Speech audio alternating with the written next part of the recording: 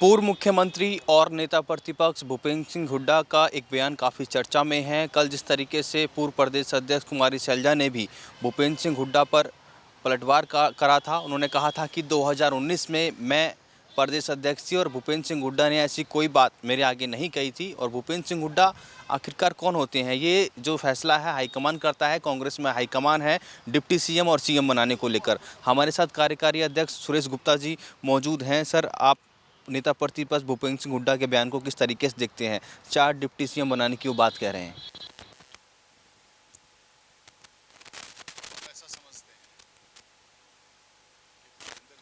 कि और दीपेंद्र हुड्डा जी जो उनके पुत्र हैं, उन दोनों ने पिछली बार 2019 के चुनाव में सोनीपत से भूपेंद्र हुड्डा जी ने चुनाव लड़ा था लोकसभा का, और रोहतक से दीपेंद्र हुड्डा जी ने लड़ा था।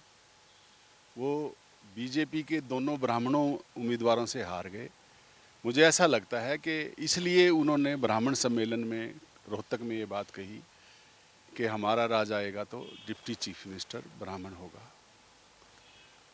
मैंने ये बात कही है कि डिप्टी चीफ मिनिस्टर तो अग्रवाल भी हो सकता है, होना भी चाहिए। Deputy chief minister SC BC का भी होना चाहिए, और पार्टी हाईकमान फैसला करता है। हमारे राष्ट्रीय अध्यक्ष खड़गे जी हैं, राहुल गांधी जी हैं, हमारे प्रदेश के नेता रणदीप सुरजेवाला जी, कुमारी शैलजा जी, किरण चौधरी जी, चाहे भूपेंद्र हुड्डा जी भी, सब मिलके तो ये बात फैसला होगा कि हरियाणा में कोई डिप्टी चीफ मिनिस्टर होगा। कितने होंगे ये बात तो ये लोग ऊपर लेके जाएंगे तब तय होगी। एक आदमी कोई फैसला हरियाणा में नहीं कर सकता, ना ये कोई हाईकमान का फैसला है। और मैं जो शैलजा जी ने कल बात कही है, मैं उससे सहमत हूँ। और आने वाले समय में अब जो लोकसभा का और विधानसभा का चुनाव है, उसकी तैयारी हमें करनी चाहिए। हरियाणा का चुनाव सामूहिक नेतृत्व में लड़ा जाएगा। एक नेता, एक जाति, एक अहंकार से चुनाव नहीं लड़ा जाएगा।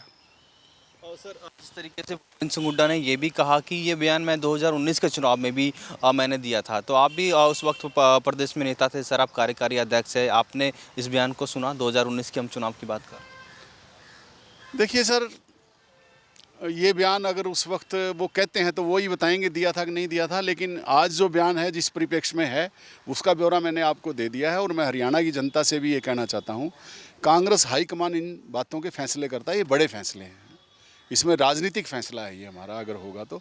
और ब्राह्मण चीफ मिनिस्टर भी तो हो सकता है, अग्रवाल भी तो चीफ मिनिस्टर हो सकता है, एससी भी तो चीफ मिनिस्टर हो सकता है, जाट भी तो चीफ मिनिस्टर हो सकता है।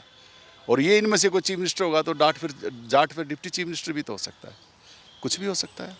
और सर, आप काफ़ी बड़े नेता हैं, लगातार अपनी बात रखते हैं, कार्यकारी अध्यक्ष भी हैं। और जिस तरीके से डिप्टी सीएम की बात हो रही है, सीएम की बात क्यों नहीं हो रही सर? क्योंकि एक खेमा जो है लगातार जो गुटबाजी निकल कर सामने आती है, एक खेमा जो है सिर्फ हुड्डा साहब को ही सीएम देखना चाहता है। और भी बड़े नेता हैं, जिस तरीके से आपने नाम लिया, कुमारी शैलजा, रणदीप सुरजेवाला, तमाम जो बड़े नेता हैं। तो आखिरकार सर, डिप्टी सीएम को ही क्यों लेकर बयानबाजी हो रही?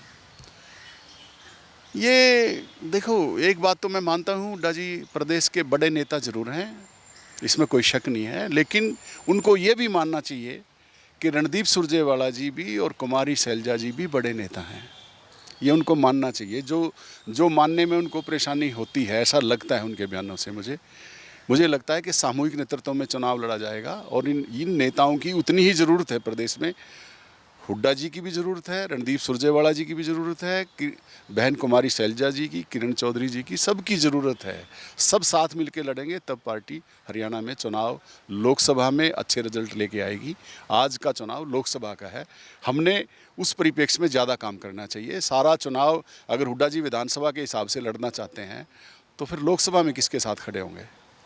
तो हमने कांग्रेस को, हमारे नेताओं को, जो 7 अगस्त को मीटिंग ली थी हमारी राहुल गांधी जी ने और खड़गे जी ने और हमारे प्रभारी दीपक बाबरिया जी ने, सब नेता उसमें थे। तो लोकसभा के ऊपर मैं समझता हूँ हमारा आज टारगेट लोकसभा होनी चाहिए। एक आखिरी सवाल सर, संगठन को लेकर काफ़ी ज़्यादा बैठकें दिल्ली में देखने को मिल रही हैं। जो आपके प्रभारी हैं, उन्होंने मल्लिकार्जुन खड़गे से मुलाकात की है, संगठन की जो लिस्ट है वो सौंप दी है। उन्होंने ये भी कहा था कि तमाम जो बड़े नेता हैं, सीनियर नेता हैं, उनसे मैं बातचीत करूँगा। तो आपसे कोई बातचीत की? क्योंकि कुमारी शैलजा ने कल साफ मना कर दिया कि मेरे से कोई बातचीत नहीं हुई है, बाकी आगे बुलाएंगे तो ज़रूर वो बातचीत करें। देखिए, बाबरिया जी अगर सबसे मिल के लिस्ट बनाएंगे तभी पार्टी को फ़ायदा होगा। और वो सबसे बात कर रहे हैं, कह रहे हैं, तो अच्छी बात है।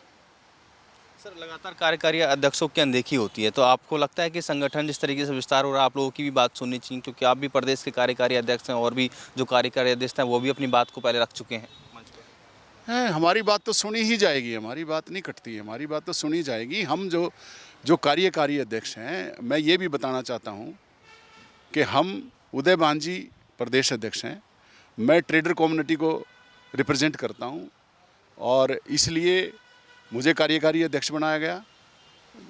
रणदीप सुरजेवाला जी ने बनवाया और जो रामकिशन गुर्जर जी हैं वो ओबीसी को रिप्रेजेंट करते हैं, कुमारी शैलजा जी ने बनवाया। श्रुति चौधरी महिलाओं को रिप्रेजेंट करती हैं, उनको किरण चौधरी ने बनवाया। ये सब अपने अपने सेगमेंट में सब रिप्रेजेंट करते हैं, सबकी ज़रूरत है पार्टी को।